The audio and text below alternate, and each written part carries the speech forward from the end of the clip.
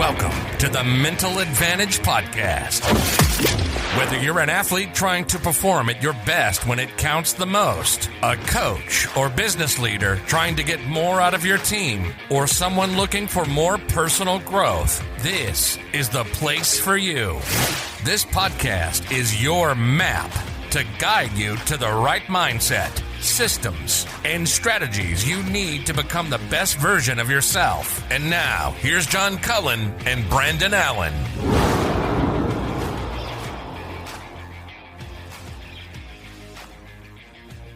All right, welcome to the show. Brandon, great familiar guest tonight, Dr. Mo Pickens, of course, everybody's favorite, guest from the past, and somebody that, for those of you who are just tuning in for the first time, first of all, pause now and go back and listen to the other Dr. Mo episodes. Right. But so just to give some people some perspective on this, Dr. Mo's clients have achieved a combined 29 PGA Tour victories, including 4 majors, over 300 amateur wins, and 2 NCAA championships. You think about that, Zach Johnson, 2-time major winner, Stewart Cink, British Open winner, and Lucas Glover, of course, with the U.S. Open winner as well. Really good person, first and foremost, but an excellent sports psychologist, an excellent teacher and trainer that I'm really excited to have a conversation with tonight, because we want to get into some things like Full Swing, the episodes that we've seen on Netflix, and some other things. No, he's a great coach. And you can hear too what I really love and what I take away from Mo a lot is that he's constantly working to himself be better as a coach. Sometimes coaches kind of go into autopilot because they know what they're trying to do, trying to achieve, what they're trying to, they know where you're going. They're the navigation system, right? Yeah. But what I love about it is he's always evolving. And so, while he may know where you're going to go, he may not take you the same route he took you before. And I think, that comes across in tonight as well as all of his, episodes with us. And he has great perspective on 100%. His analogies. I just always love them because it makes so much sense. And he unloads a lot of good ones tonight. But he also, I want to make sure I mention, and I mentioned this in the episode, but I want to make sure to mention, drmolearntowin.com. Yes. He has a score better system for golfers. And so all of the things that Brandon was just talking about, as far as Dr. Mo's coaching ability, you can get right at your fingertips, through the computer. And so definitely want to go check that out. But for the time being, get your pen and paper ready, because here is Dr. Mo. All right, Brandon. Well, look, I have said this to him before on this show, and he's probably, I don't think I would be exaggerating to say, one of the most requested, or at least asked about guests that we've had. And I think it's, 1 or 2 more shows with him probably gets him residuals for this podcast, because he's been on so much. I got to get residuals first. That first check that happens to come from this podcast. Look, that's right. Someone's getting it, and it's not going to be Dr. Mo, but no, we are of course talking about his. I'm just saying. Yeah, don't be selfish. Don't get excited about my 100% of zero. Right. Yeah, that's right. You ain't retiring yet, Dr. Mo. Oh my gosh. Well, of course, we're talking about Dr. Mo, everybody's favorite, sports psychologist from the PGA Tour. And I tell you, he's here to talk about a lot more than that. But, he has a great, if you guys aren't doing this by now, and I would imagine if it's now taken you 4 shows of listening to all of the great insights he has, if you're not following him on social media, you need to be doing it. Yes. At Dr. Mo Learn to Win, that's on Instagram. And I like that particular platform. And I sent him a text not too long ago and said, man, everything you're doing right now with social media is really working out well. It's really great content. So, Mo, thanks for joining us again. Welcome back to the show. Yeah, absolutely. Glad to be here and looking forward to it. Yeah, we'll get into lots of great discussion for sure. Speaking of the social media, I love the Think Better Thursdays and Mondays with Mo. It just seems like everything is what I have always appreciated about that. The way that you handle your social media is there's a lot of, and of course, Brandon and I follow a lot of people in that mental performance and performance coaching and sports psychology realm. But you seem to have a lot more practicality to your approach. It's like, here's things that you can go out and do right now, and this will help you today, or this is a strategy you can do for today's practice. How much of that just happens organically because that's who you are, and how much of it is more intentional? Well, I think all of it has theory behind it, but most people don't want to hear the theory. Right. And people want to know, people want to play better golf and they want to score better.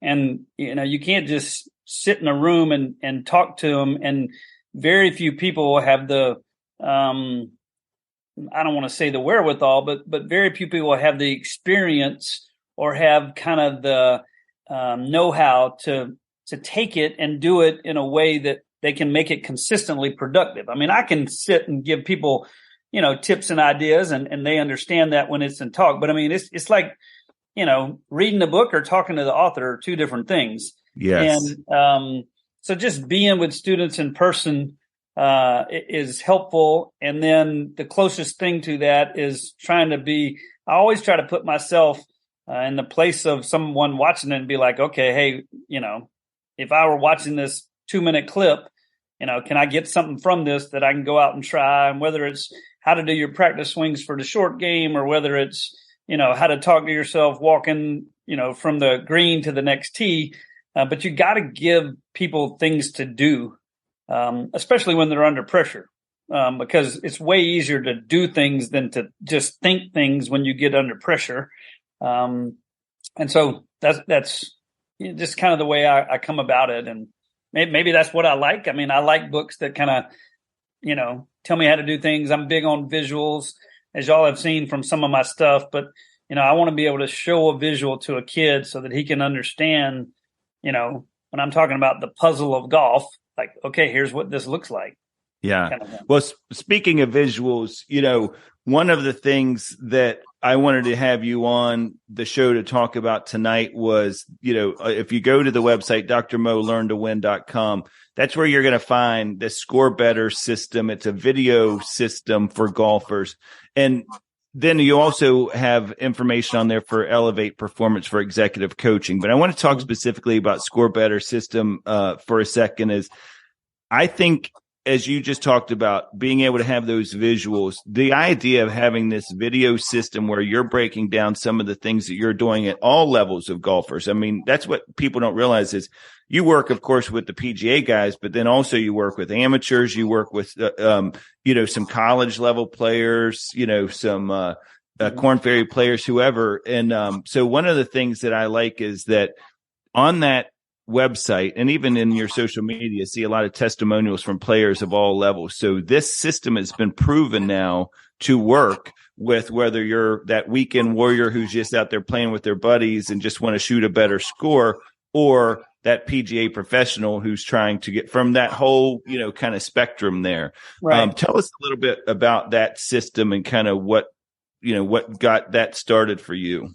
Right. Well, yeah. So, the basic way I think about it is good thinking is good thinking, right? Yeah. It's my job to communicate it well, whether I'm with a 13-year-old or a, 33-year-old 10-year PGA veteran. And obviously how I talk to them and some of the discussions we get into are going to be different, but I should be able to explain to the number one player in the world and to a 30 handicapper, here's how you put together a good putting routine, and be able to help both of them if I'm going to be a good teacher. And that's kind of what I consider myself, even more than a sports psychologist. I'm just mainly a teacher at heart. And I love seeing players improve.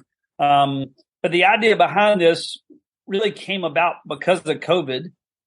So in COVID, when we shut down, I'm driving back. Literally, I felt like I was on that show Moonshiners or whatever, because I'm driving back. I had come home for a family event, I think it was my daughter's school play or something. So I'm driving back and they said, hey, no reason to come back, And so I had brought my stuff home because we had a little bit of rumblings, but I turned around literally at the state line between Georgia and Florida. And I'm like, man, this kind of feels like, I'm making a night run. And That's so right. anyway, but I'm thinking to myself, okay, so how do I stay in, context with my players? We're going to start back up. We can't just do nothing for 2 months. And so that's when I kind of came up with a minute with Mo for my tour players. And so I just said, hey, we're going to go through this. Y'all have all heard this. And especially Zach, who's been with me the longest since 2006. I said, hey, I'm going to send you and we're going to start, at the basics, right? And like, this is a football, right? And so we're going to start with, okay, hey, here's the overview, on course, practice and prep, off course. And then we're going to go through each one of them. And so really that's kind of how it started. And I had a couple, amateur buddies who are high-end amateur players that I kind of sent a couple of them to, and they're like, man, this is really good. And so then a couple other people found out about it. And I started thinking, well, I don't know that a minute is enough, but maybe I should just see if anybody's interested. So that's when I really started doing some Instagram and kind of got into that world. And then from there, I just thought, okay, let's take this and make it into a program. And because the biggest thing for me when I'm working with a player is retention. Because if you come to me and we have fun and we spend 4 hours together, but you don't retain anything, it's just an experience. It's like going to a concert, and that's all well and good. But my job, what they're paying me for, is to teach them how to score better. And so in order to do that, they need to retain this information, because a lot of what we're talking about, it's just things you have to ingrain over and over. It's not rocket science by any means. I mean, you've seen all the posts and you've seen the site. I mean, it's very simple stuff, but if you don't practice it so that you're going to retain it, then you won't make it a habit. And most people, the way they've learned to think on the golf course through TV is not the way that they need to be thinking to perform their best, because the way they talk on TV is to add drama and make it emotional. And that's not how most people play their best golf. So, but that's really kind of how it came about, is through COVID and this minute with Mo, and then kind of grew into the program. So, I mean, you're actually trying to do the exact opposite of that, right? In terms of strip away the drama, strip away everything, invite the challenge, and let's go at this thing, headstrong. Yeah. I mean, my job, if somebody can't do something on the range or the putting green, I'm not going to magically be able to make them do that in competition. My job is if you can perform a skill in a casual environment, that's around with your buddies or on the range or the putting green, and you can't do it in competition, then I should be able to help figure out a way to get you to do that in competition.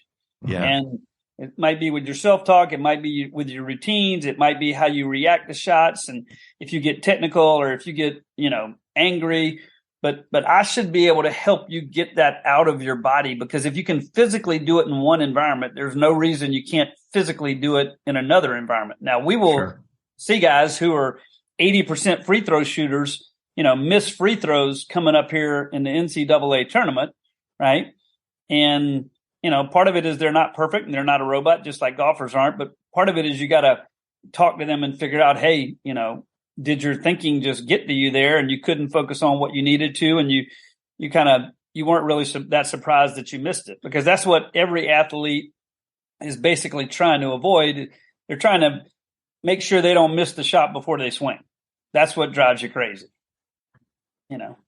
It's interesting you bring up the NCAA tournament, because we've already seen, while we're recording this, we've seen Furman beat Virginia, Princeton just leveled Arizona.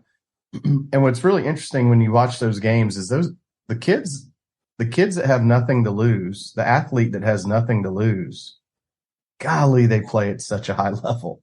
I mean, really, like, it's just amazing what they're able to do when their brain isn't in the way. Yeah. Well, and it speaks to when you have freedom, and whether that freedom comes because you're not supposed to win the game or whether that freedom comes because there's only 4 guys in this Monday qualifier that are going to get through. That's the same thing that's going on is, hey, I really got nothing to lose. So, I mean, I'm not going to get through with a 70. I might as well go see if I can shoot 63. And then, I mean, it's not uncommon where people play much better in a Monday qualifier than they do in a 4-day tournament, right? It's no secret that Ian Poulter putts better in the Ryder Cup than he puts in regular events. Yeah. Right. And it all has to do with basically in some form or fashion, the tension and the fear has been removed or greatly reduced, and it helps you perform better. And so that's kind of what I'm trying to help players do is, through their routines and through their self-talk and through even some of their physical actions, like, okay, how can I take the fear away so that I can swing free through impact? Because if I can do that, I'm going to at least give myself the best chance. Well, and that's what I like is, you talk about it on the website is think more effectively, practice more productively, and manage specific competitive situations. And Mo, one of the things I want the listeners to really hear is that retention piece of it, guys, when you are spending money, going out to talk to somebody about your swing, or you're spending money to go out and even talk about some of the things that Dr. Mo talks about, if you're just meeting with that person one-on-one, out at the course or out at the driving range or whatever they pack into that 30 minutes, you better be a good listener or be able to retain it really quickly. But the beauty of Dr. Mo's system is because it's video and because you can get your hands on it over and over and over, because this is a website that you're going to have access to that has these tools and resources to it. So you can go in there and maybe you need to go back over that particular on-course thinking video that he talks about. And maybe you need to watch it like me. I mean, I'm one of those people. I need to hear it, see it 3 or 4 or 5 different times before I really can retain it.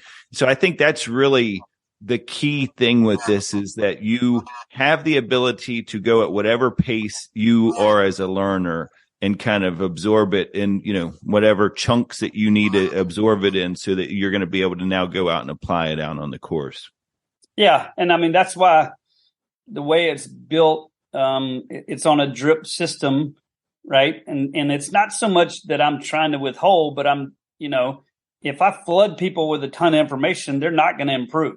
Yeah. And so if you're really a student, and so I would say the program, I mean, I'd love for everyone to check it out, but if you are passionate about improving your game. Now, that doesn't mean you got to play in the U.S. Open, but if you're passionate about improving your game, and you could be 13 or you could be 20 or you could be a serious amateur, then you need to say, okay, hey, I'm going to take this information in. I'm going to go work on it, and then I'll come back and I'll have the library, so it's not going to go away. So, I mean, once you get to, I think the furthest student along is in month 13, well, so now that they're in, month 13, they got whatever that is, roughly 65 to 70 videos that they can just go back and review over and over and over.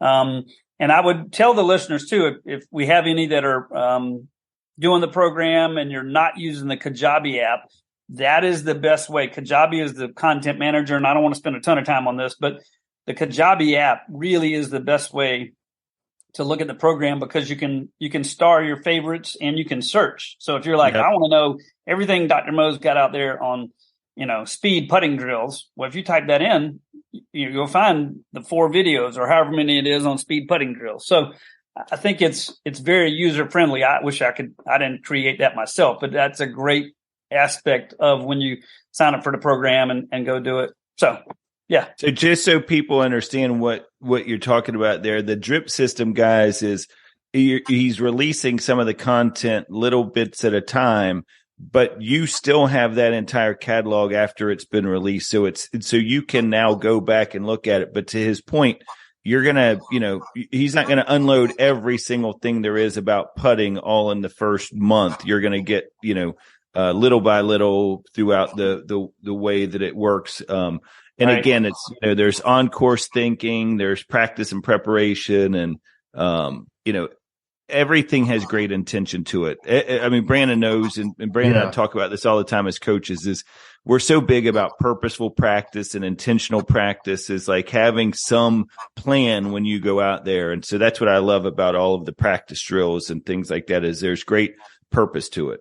Yeah. I love too. And I would say the other part of the program, and the program is built to kind of, it's built on my system. And when you look at the outline and that sort of thing, I'm basically taking people through the outline multiple times, but the one-offs have become really good. And I've gotten a lot of comments on the bonus at the end of the month, which is either for parents or it's an interview with the player. And so, I mean, I know just because I can go look and see what people are doing. People go back and, watch the video with Zach about how to compete your butt off over and over and over, because it's like a 10-minute video. And I mean, there's a lot of stuff in there where, guy who's one of the best competitors on the PGA Tour for the last 15 years, kind of how he's done that and how he goes about it. And so I think, the parents ones are really intentional, because intentional in the sense of it's almost like a play on words. I know they have good intentions, but I know sometimes they go about it the wrong way. And I went about it some the wrong way. And I have 4 kids, and, none of us are perfect. But I think what a lot of parents need is they just need somebody to say, hey, I know you have great intentions. I know you love your kids, but this might be a better way to talk to them after they play awful. Or this might be a better way to, encourage them instead of nag them about their putting practice, or whatever it is.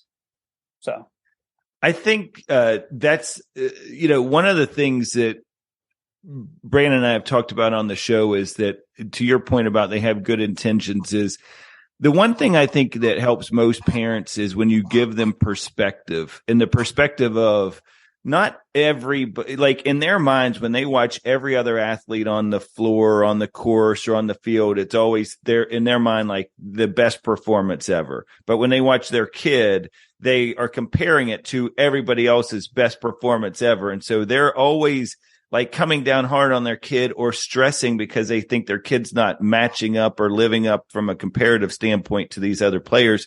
And sometimes I think as an outsider, the best thing you can do for those parents is just say, hey, it's all right. Like, there's a lot of 14-year-olds that are struggling right now, or there's a lot of 18-year-olds, or whatever the case may be, because then it gives them that like, oh, okay, I shouldn't be stressing so much because I'm thinking my player's not living up to a certain expectation, Yeah. I mean, I think a parent, if a kid has terrible behavior, or if a kid quits, then you have reason to be upset. But if a kid's trying and the kid just, can't calm his nerves down, or he can't figure out why he's hitting it right and left, then you need to, make sure that you're giving them a break. And the reality is, I mean, golf is freaking hard. I mean, it's just really hard. Yes. I mean, and you gotta like, okay, hey, if you don't play golf, I would encourage you to go just try to hit balls on the range one day and see how hard it is, and, but so, I think, the biggest thing is just, I tell parents all the time, hey, when you go out and you're watching your kid and they're playing with 2 other kids, like, just watch the 2 other kids. Yes. And almost barely pay attention to your kid, but don't get so hyper focused on him. And because, yeah, exactly what you're picking up on, the fact that he just missed a 5-footer, and you remember this birdie the other kid made, but you don't remember the triple the other kid made. You're just like, oh, yeah, I mean, and it's hard. I mean, it is hard, but the sport itself is just hard because, like, if we're watching the tournament, and like we said, the NCAA tournament, I mean, I don't know how many skills there are in basketball, and I'm not talking it, but there's, rebounding, there's dribbling, there's shooting, there's passing, there's a few more things, but there's 5 or 6 essential skills. Mm-hmm. Right. Well, take the putter out of golf, and you got 13 other clubs, and they'll all go right to left or right or straight. So now we got 39 combinations going on. Right. And we got 18 different holes. I mean, every time you go up and down the basketball court, that rim's the same height. Yeah, that's true. I mean, that makes it a lot more simple. Yeah. So, what's really interesting too, in talking about perspective, and as a parent, what I think we forget a lot of times, I know I do. I've been your age, but I haven't grown up in the environment that you've grown up in, right? I've not had that pressure of everything I do being a snapshot, being posted, being commented, not liking, loving, viral, any of it, right? And I even like in watching some of the basketball games, and it's almost this level of embarrassment. When a big team, like a team that's supposed to win, they've competed, they've done what they've got to do, and there's nothing else they can do. And now it almost seems like they're embarrassed. You know what I mean? And I don't remember as a competitor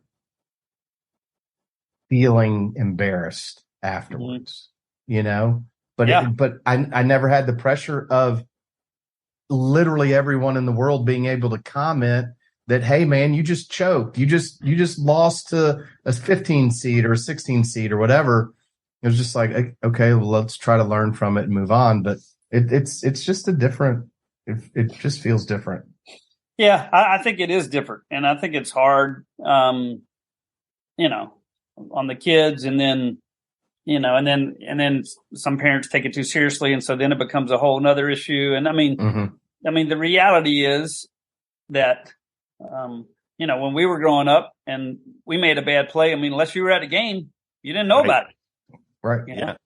And so, we have that luxury, and I think, just the more you can put it in perspective of, what you're watching, and not make all the kind of leaps, like a kid makes a poor play. And it's easy to make a leap of, oh, well, he must not try hard, or he must not be serious, or how about he just made a mistake?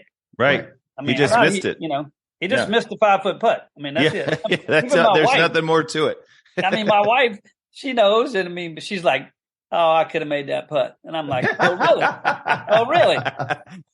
Yeah. I bet if I take you over here to retreat right now and I, put some money on the ground, I bet it would be a lot more difficult than I think it is. Yeah. If she's a knockdown from 5 in, note to self. Yeah, let's exactly. Not challenge Mo's wife to any golf match. Money matches. Well, speaking of perspective, Mo, one of the things I was most excited about having you on the show tonight was because since we've last had you on, there's this Netflix series called Full Swing, and it's funny. I can't tell you how many people who I know that have watched it, not even golfers that have watched it, because everybody's always intrigued about what they don't see. You're privy and you get to see a lot of this stuff behind the ropes a lot. But one of the things everybody keeps coming up to me and saying is, man, that's such it's amazing to me how the difference between that number one player on tour and the last player on tour is not a huge amount of strokes, but it really is a big deal when it comes to the mental side and who can overcome some of the challenges better. I want to ask you, there was an interesting episode with Joel Damon, and everybody on that episode that they interviewed said, man, this guy's got all the talent in the world. It's just he can't get out of his own way sometimes when it comes to the more pressure situations, or when it counts the most, he's not always playing at his best, even though he is capable of it. I thought it was interesting. Max Homa said about him, he said, Joel's the most self-deprecating, least confident person who is really good at what he does that I've ever met. I thought that's a really interesting way to describe somebody. But the other thing was, the producer asks Joel during that episode, do you think you're ready to win a major? And he's so quick to say no. And I started thinking about this, and Brandon and I broke this episode down on another one of our shows. And we were talking about, why does it seem like some players are just grittier and just are ready for those big moments. And then other players, I don't want to say that they expect to not be successful in those moments, but they don't have that same ability to, when the pressures gets there, that it's like, okay, I'm going to do that little more, like Zach wants to compete in those big moments. So, I mean, or is it just as easy to say, oh, they're just, some people just want to do it more than others, or is it something so much greater than that? Right. Well, I do think there's a desire component to it. And I've worked with enough players to know that some of them just love the thrill of competition, and they just want to go out and they want to do the absolute best that they can. And they're driven to kind of master their craft. Right. And Zach just loves competing. Now, I think Zach would tell you, he's never really had a desire to be number one in the world because of the schedule that would involve and the travel that would involve and having a family and being really committed to them and his 3 kids. I mean, that's, you have to make some, choices that are very hard in certain places. And so, but I think there's some people are driven to be number one. And then some people are driven to be like, hey, I'm good at this. And it's a great way for me to make money and support my family. But it's okay if I'm never, better than Rory McIlroy for 2 years straight. I mean, if I'm going to beat him here in a tournament, there, here and there. But, it's funny how, you could have 50 governors in the United States, right? Well, people don't say, well, man, don't you ever want to be the president? And if you don't want to be the president, you're not trying hard enough. And I mean, why can't I just be? Why can't I be a great governor of the state of North Carolina? Yeah. Why do I? And so I do think that I think there's a desire component to it. Now, I do think that episode specifically, and I don't know how much of that Joel Dahmen deep down believes. Right. But I know that if he keeps, it would be my opinion that if I had a player talking like that, that would be something I would want to challenge them on in the sense of, okay, hey, when you're laying in bed at night and tell me what drives you and what motivates you. And I want to help you achieve that. And it's fine if you don't want to be the number one player in the world, but there are going to be a few times where you find yourself, would you like to win a major? And if you would like to win a major, then we might need to change some of the way you're thinking about this and the way you're talking. And I mean, when Zach won his first major, I mean, that was like his second time in Augusta. We had just started working together, 9 months before. I mean, that was never the intent was like, hey, we're going to go do this. And, let's see if you can win Augusta next year. It was like, hey, let's just go see how good you can get. And when you get in those moments, we'll see how you perform. But I mean, literally the Sunday morning of Augusta, and he's getting ready to warm up, and literally he came over to the bag, and I remember it vividly. And before he took the first club out, I'm standing there with him and his caddy, and he went to grab a club, and I put my hand on top of his hand, and I said, hey, you need to know this doesn't have to just be a learning experience. Somebody's going to win today. Now, it might be you and it might not be you, and we have no way of knowing that, but we know you can play this golf course great. You just go out and play this golf course great, and we'll see what unfolds. But you need to know that this doesn't have to just be a learning experience. So sometimes it takes someone from their inner team to kind of shock them and say, hey, give them permission, and I don't know how much Joel Dahmen's caddy may or may not have done that, in the past in a kind of serious moment. But that was kind of my take on that episode is I have no problem whatsoever with the way that guy's kind of going about it and what he wants to get out of it. And he has to be realistic, but I do think that, just from watching it, and I don't know Joel well at all, but I do think from watching that, that some of that talk, if it continues on a consistent basis, doesn't provide the right foundation for getting the best out of him in some of those moments. Yeah. Because you may not want to be the best in the world, but don't you want to be the best version of you? Like, I don't know that to me, it's I struggle with that. John knows, because I ask the question all the time, how do you manage this? I'm trying to be calm and keep everything introspective, I guess. but also have that competitor's edge where it's like, but if I get a chance to cut you, I'm going to slice you from ear to ear. Right. And that to me is a very, that'll get you kicked off the tour, by the way, Brandon, if you do that. Kill all the gophers.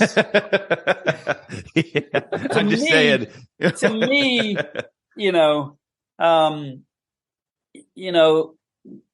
there's a timing aspect to it, and it is, to me, it's really, you have to be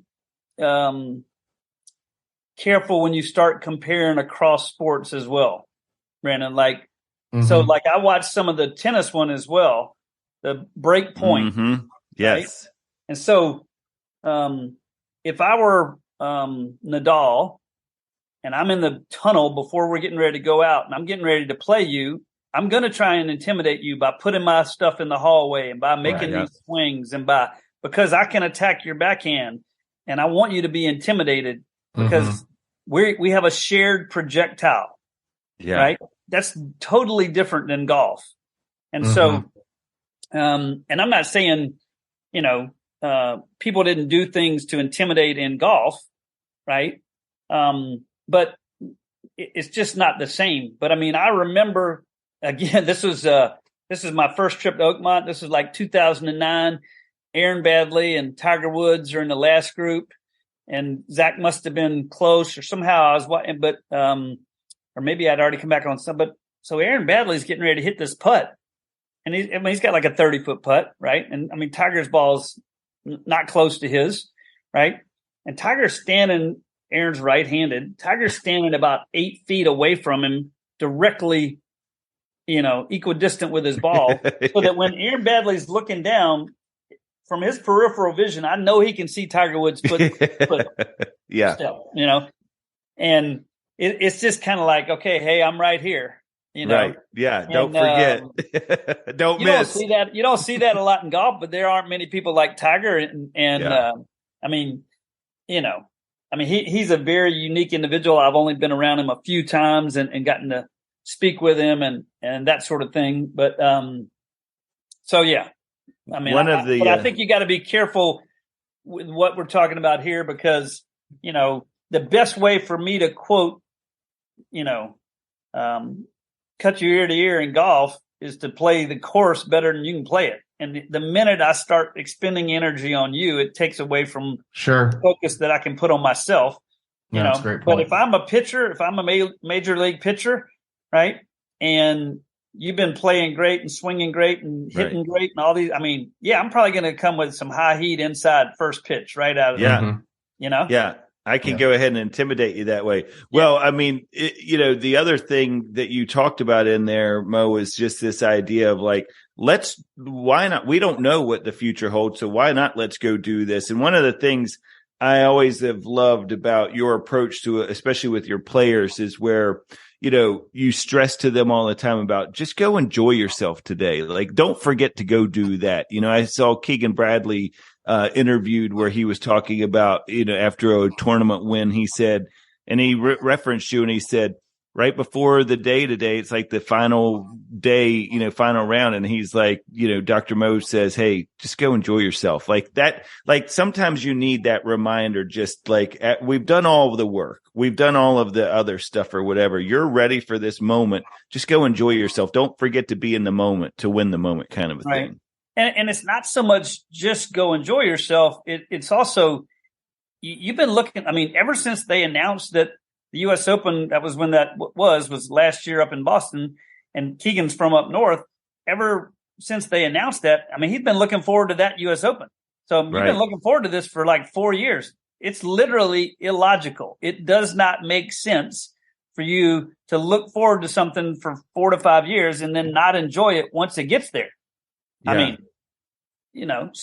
And I have a young guy, Davis Thompson, and he's had a pretty good year. He's the guy that finished second to Rahm out at Amex, and great young player, coming along and taking some lumps and that sort of thing.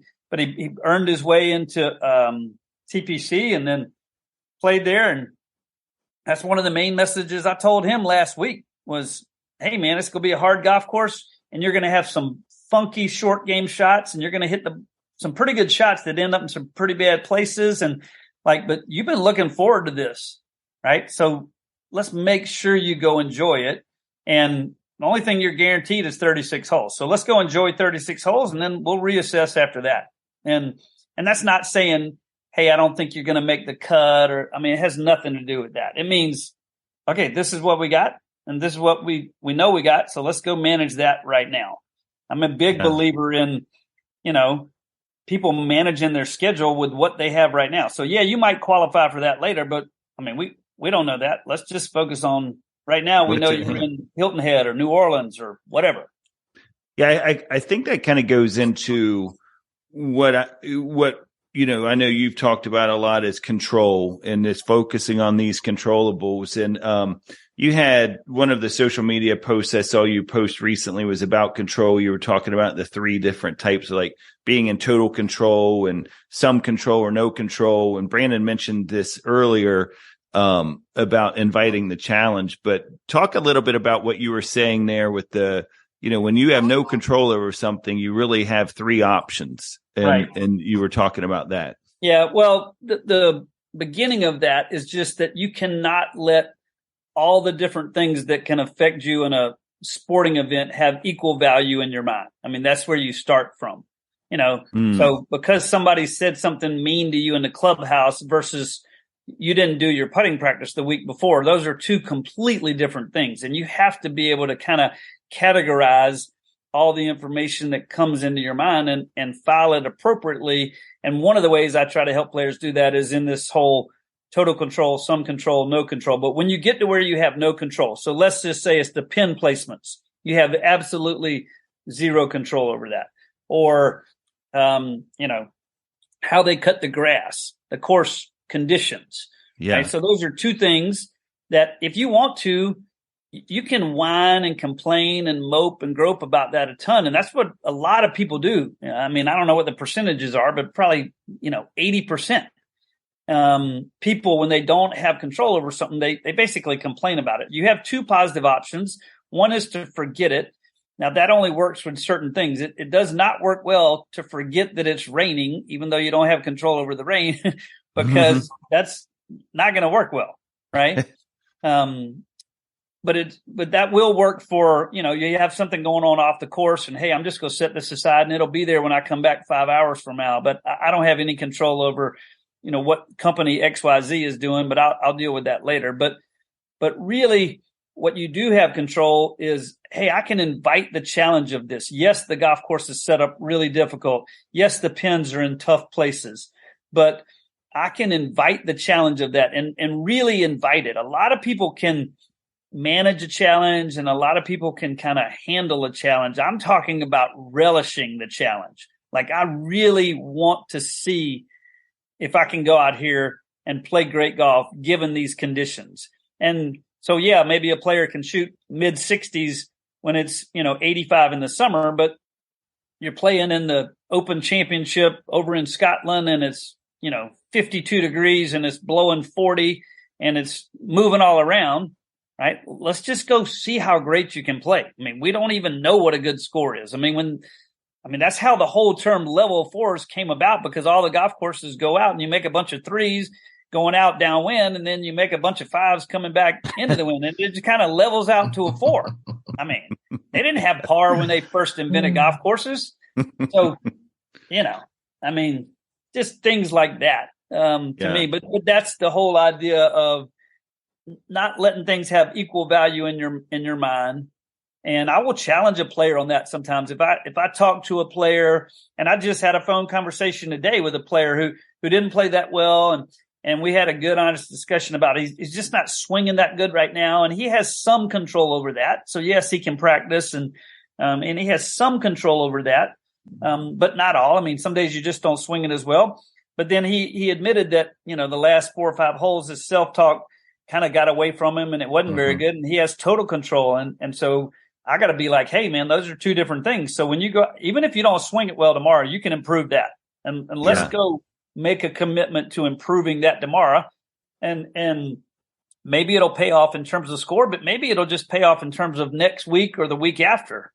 in terms of when you're playing then. Well, that's always been one of my favorite Dr. Mo expressions is invite the challenge. And I think it's because you talk about this a lot, is just this idea. It's an opportunity, right? And I was just reading a book that, I would highly recommend to some of the readers. It's called Impact Players. It's by Liz Weissman. It's kind of a business book, but it also has a lot of athletic references in there. But it talks about how impact players look at challenges more through the opportunity lens instead of a threat lens. That you have this choice. You talked about choices earlier, that when you have this challenge facing you, you can invite it, you can look at it as an opportunity, or you can look at it as a threat. But the good players, the ones that really make a difference, are the ones that really look at that as more of a, it's like, okay, here's an opportunity. I get a chance. I'm going to respond now. I get a chance to test my training and all of the different things I've done and respond to this challenge. Or I can just use it as one more excuse to not play well that day. Right. And I think it's hard for athletes, in the environment we're in, because everybody, going back to Brandon's point, on social media, everybody wants you to make you out to be a champion and then tear you down and say you're a terrible loser. And neither one of them are 100% true. Everybody that plays sports is going to win some and you're going to lose some. But for me, one of the things that I try to really stress to my players is you have to get away from a mindset that really works well in education, which is where you've spent a lot of your life. Because in education, if you study history real hard that week, then the validation and the proof is going to come on the test that Friday. And then if and so it's very much a tit for tat. I'm going to study this and then I'm going to validate my work on the test. And that's not the way the best players in the world approach golf. It's like, hey, these are the 3 or 4 skills I need to get better at this entire year, and I'm going to have opportunities for feedback 25 to 30 times, but I'm not going to get into this mindset where because I worked really hard on my putting this week, it better show up this weekend, or I worked really hard on my driving. You got to be like, I need to improve my driving and my putting, and we'll just see when they show up. One of the examples I remember the clearest is it was this time of the year. And I think it was 2012, if my memory's correct. But we were at Tampa, which is where the tour is this week. Zach missed a cut by a lot. 7 or 8 shots. Just was not playing well. Had put in some good work, but just wasn't playing well. And he kept working hard. And later that year, he won maybe he won John Deere or something in June or July. And then he won one of the FedEx events. But it wasn't because he found something. It was because he worked his butt off, back in February and March and didn't get caught up. That's another part of that perspective. Your perspective needs to be short term. I'm going to hold myself accountable to put in really good work today. And long term, I'm going to be patient with when the results show up, And that can be hard for young people to learn because that's not the environment that typically they're in. Typically they're in, I study math and then we'll see how I do on the math test. And then, go to the next week and study a new topic and we'll test that. But that's not the way the best players in the world are thinking in terms of golf. I don't believe. I agree. I think there's especially on the youth, there's a lack of understanding of a process. And again, I feel like everything I talk about is culturally driven, but this idea of I've got to have this result now. No, you need to put that work in, and then once you put that work in, that result will show up, right? Typically. Yeah.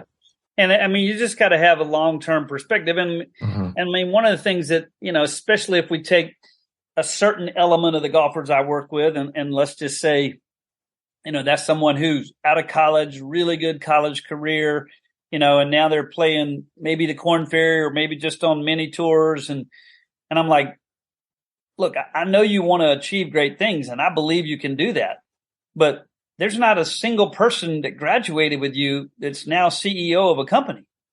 Yeah. Right. They're just not. It's okay to be a junior sales associate for a year or two and then move up to a manager, and then move up to a division head. And then, there's 30 levels to corporate America, right? Yeah. So, we don't have to accomplish everything in the world by the time you're 24. And in fact, if we do, right. It's not going to last. Yeah, right. It's going to be smoke and mirrors. So we're in this for the long haul. I really try to get my players that are good players to realize, okay, and sometimes I have to sit them down and say, look, you have proven that you can play professional golf. You've proven in the mini tours and on the Corn Ferry, and maybe you got a tour start here or there. You've proven that you can play professional golf. You can do this for a living, right? Let's quit obsessing about the timeline. Yeah. And just go play. And, if you happen to be on the tour and you go back to the Corn Ferry, that's okay. Right. I mean, it's not, back then the system was different, but, Lucas Glover's been out on tour a long time and he's won maybe 3 or 4 times and he's won a major. When he was a rookie, he didn't keep his card. He had to go back to Q school. Yeah.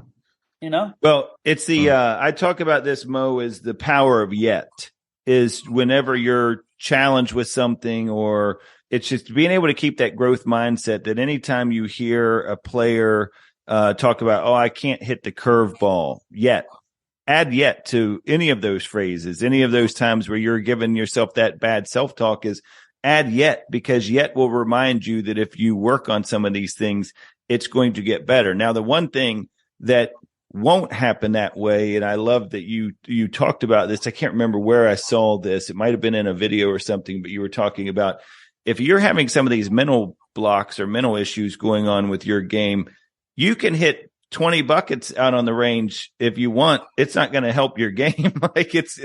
Some of the things that you are needing to focus on are not going to be achieved out there hitting bucket after bucket, but that sometimes is that path of, that people take. Right. Well, and so what you're talking about is a growth mindset versus a fixed mindset. And I love that. Yep. And I'm actually going to steal that because pretty much everybody just steals information. I don't know that anything's really original. So I'll be taking that. But, what the other part that you're talking about there is when you basically misattribute the root cause for the performance. And you're saying that the reason I missed this shot or this putt was technique. And the real reason was your self-talk or your thinking that then contributed and made it look like that. Because the last thing that always happens before the ball leaves is you make a swing.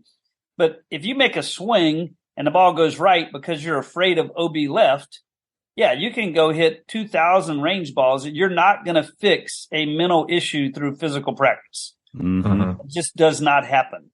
Right. But it's way easier to go hit balls on the range and make my ego feel better than have to admit I was afraid of hitting it out of bounds. And you can understand to some degree why people are afraid of admitting that, because if word ever gets out, they're going to get slammed on social media and all these other things No, it's I'm going to, speaking of stealing things, I love that mental issue with the physical practice, because you can't fix those things. You got time, like 5 more minutes. I want to get your perspective on something. So Brandon and I had a guest on the show a while back. Ashley Merriman is her name, and she wrote a book called Top Dog, The Science of Winning and Losing. If you yourself have not read this book, pick it up, because I think you'd enjoy it. But one of the things that she talks about in there was some research around this idea of prize spread. And the reason this made me think about you is she talks in there, it's this idea, the theory is basically that the wider the prize spread from first place to last place, then the more risk people will take. And that when you shrink that, prize spread, so first place doesn't get a lot more than last place does, that, they take less risk because the, margin of error is a little bit less, and it's not going to be such a high reward.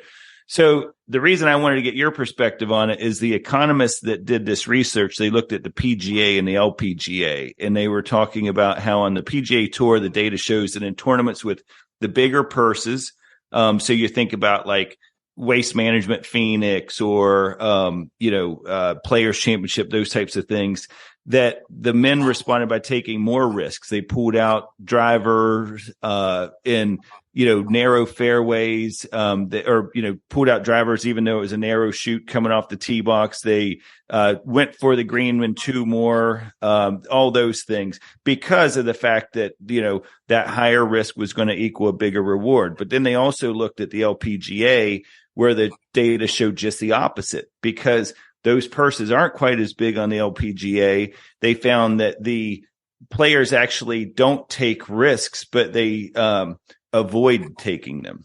So they're not being riskier. They actually try to avoid taking them. So is this something, I guess my question to you, is this something you've observed because I never really thought about this from a prize standpoint, that in certain tournaments, you're seeing players shoot higher scores because they're just taking more risks. But then in other tournaments that are majors, which don't really have a higher purse, I think that's the kind of that's the little one-off, though, because in some of the majors where the scores are lower, you could say, oh, that's because the prize spread's not as big. But it's like, no, not really. It's because there's so much that means being the Masters champion. Does that make sense?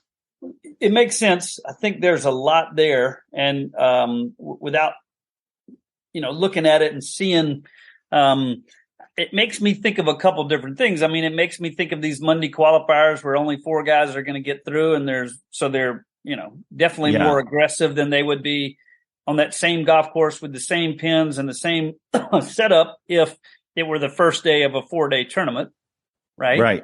Because you just can't win a tournament on the first day. You can lose a tournament on the first day. You can't win a tournament on the first day, right?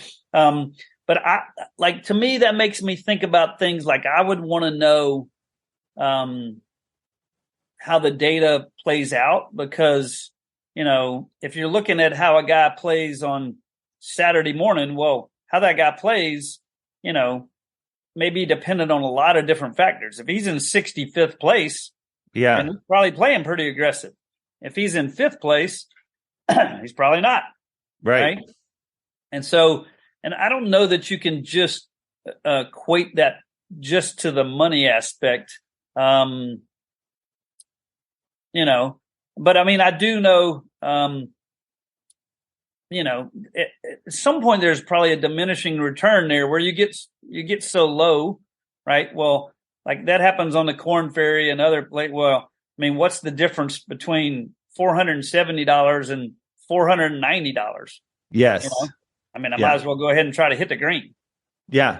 Well, and that's what I think they were. Yeah, I think that's kind of the point that they were getting to as well, is that you do reach, like, this prize spread is an interesting analogy, but I think I agree with you that there's a lot of variables to it. But I think that's one of the things, and you just nailed it, was you can also get to a point where it's like, if everybody's happy and there's not that much of a gap, then what's it matter? Like, I'm just going to just play my own, do whatever I want to do here. Take risks, not take risks, whatever. Right.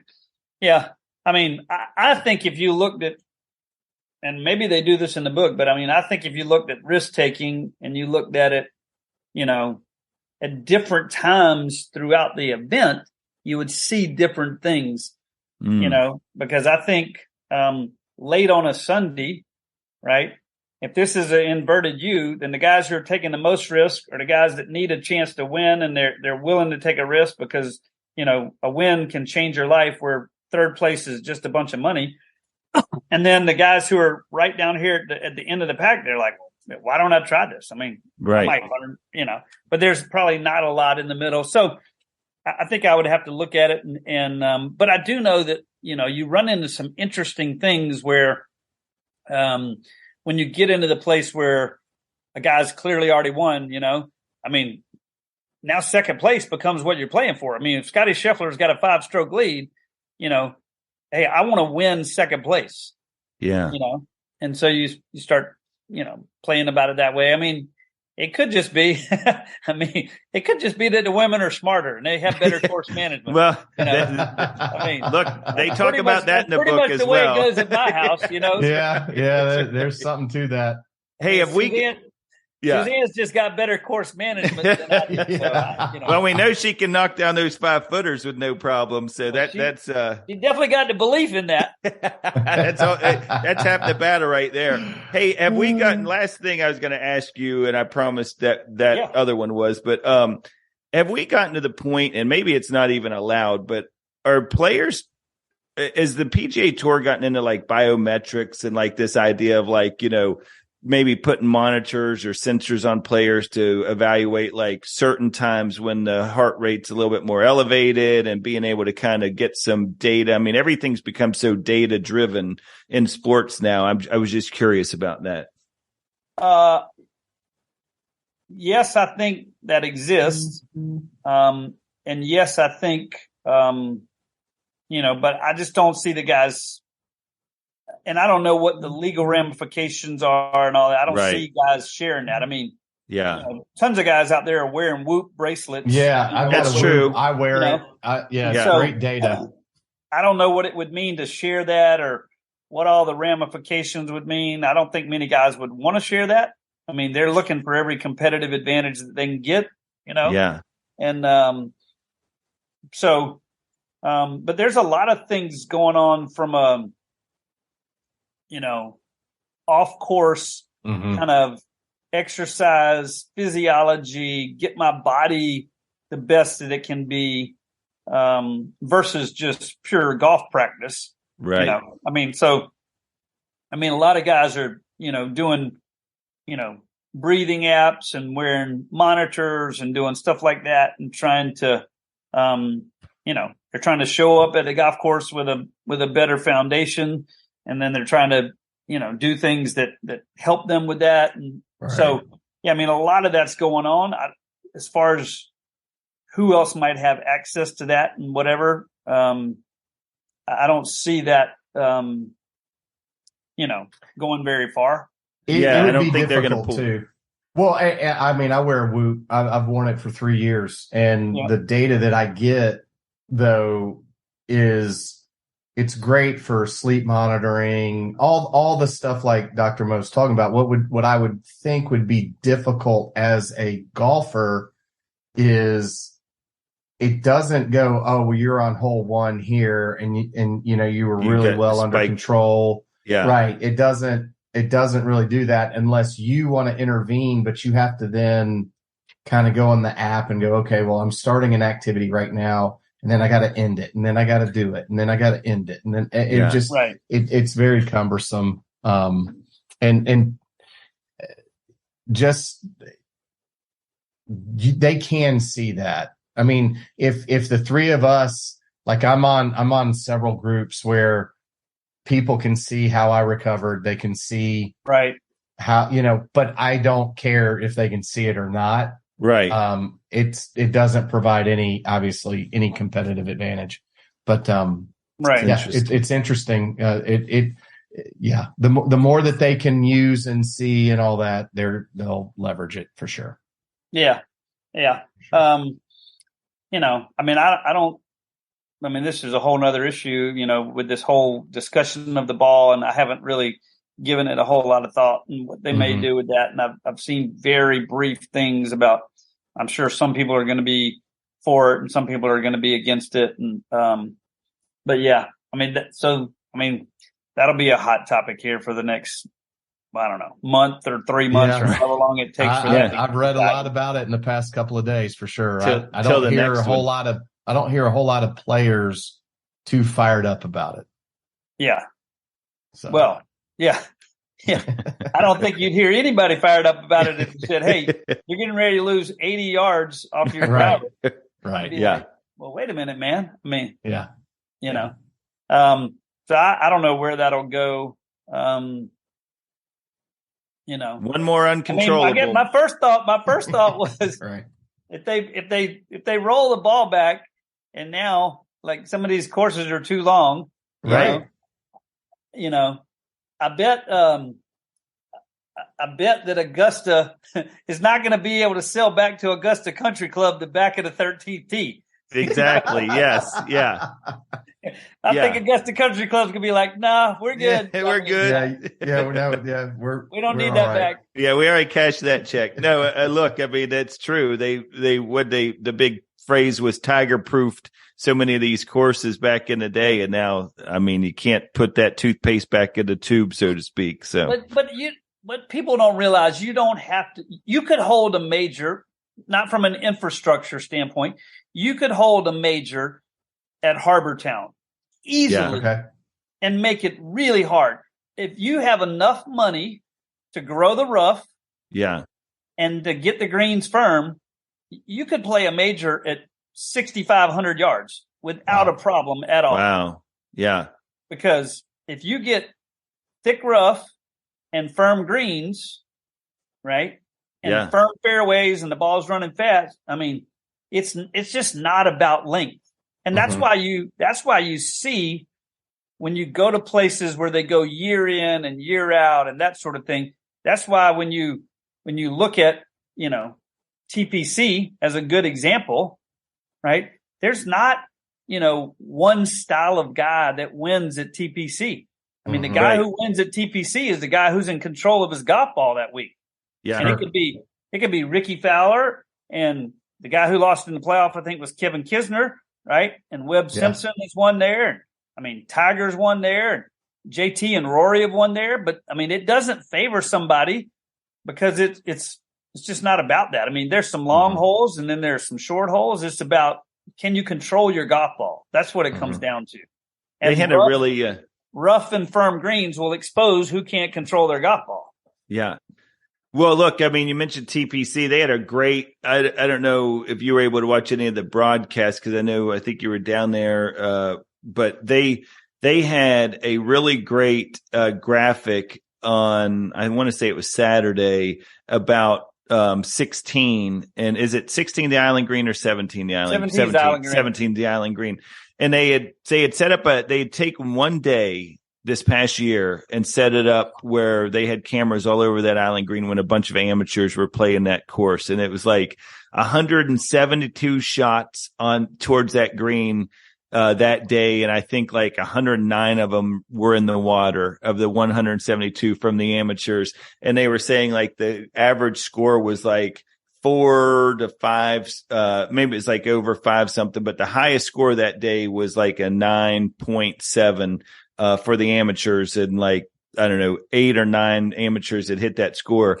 And they said, to give you some perspective on how good the pros are, it would take over 1,000 different rounds or something like that for somebody to hit a 9 on that. It's happened in the history of the PGA, but it was like so far removed from what, and there was like so many guys that had done that day. So, I mean, look, it just goes to show you, I mean, like you said, the rough, and it's also when, I think a lot of pros go up there and they're thinking about some of that water stuff, but they're also thinking about club selection and they know their distance and all that. I think most amateurs, if they had to be honest, as soon as they hit that tee box, the only thing they see is water. Like that's the difference, Oh yeah.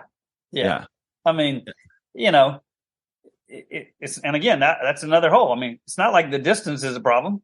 Right. Yeah. I mean, that's not the problem at all. It's tricky with the wind. It's kind of been this burden because 3 of the 4 days is coming at the very end of your round.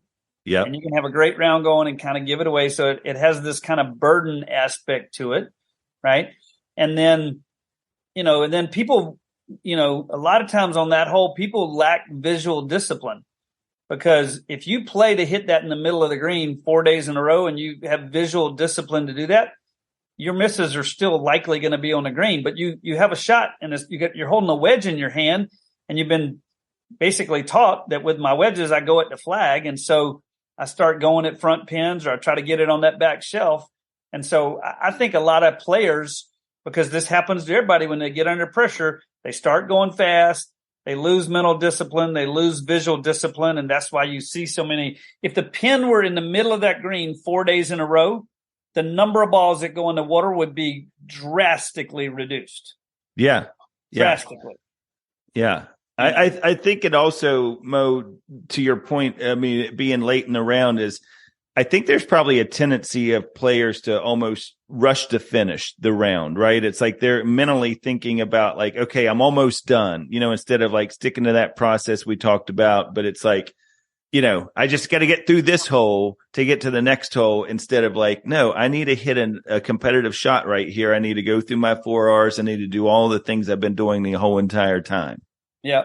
Yeah. I mean, yeah. So in an ideal world, and I've said this before, but every hole is the first hole. Yeah. And so the first hole is the first hole, and the 5th hole is the first hole, and the 17th hole is the first hole. But there's just, it takes discipline and structure and process to be able to come off of a birdie or a par or a bogey or whatever you just made on 16 and walk across there and get yourself in the frame of mind that, hey, this is the first hole. And so I need to have my edge and I need to be ready to go, but I don't need to make it more than it is. Right. Well, Mo, it's never enough time, as you can tell, because I think we've gone well over what we had told you we would, but it's always a pleasure. And I know the listeners will love this episode just like they've loved all of the other ones you've been on, because as we led off the show, we do, get this a lot. My dad, I will tell you this. He doesn't listen to our podcast a bunch, but he's listened to every single one of yours. And he always says, every time he drives down to Tennessee from Charleston, West Virginia, he's always like, I got to take in 2 more of those Dr. Mo episodes. So that's great. He loves hopefully we can do a couple more, make some more of his rides enjoyable. There you go. That's right. Well, thanks so much. And guys, we'll talk a little bit more, about this in future episodes as well, but do yourself a favor, Dr. Mo, learntowin.com, or follow Dr. Mo on social media at Dr. Mo Learn to Win, and go check out Score Better System for Golfers and Elevate Performance for that executive coaching. And he does so many other things that you want to be a part of, but thanks again, and we'll talk to you soon. All right. Sounds good. Y'all take care. Thanks, Mo. See you, buddy. Want to provide feedback or stay up to date with the show? Visit our Instagram page at Mental Advantage Podcast, or you can send us an email at podcast@mentaladvantage.net. To have John Cullen work with you or your team, please write to him at john.cullen@mentaladvantage.net. Thanks for listening to today's episode.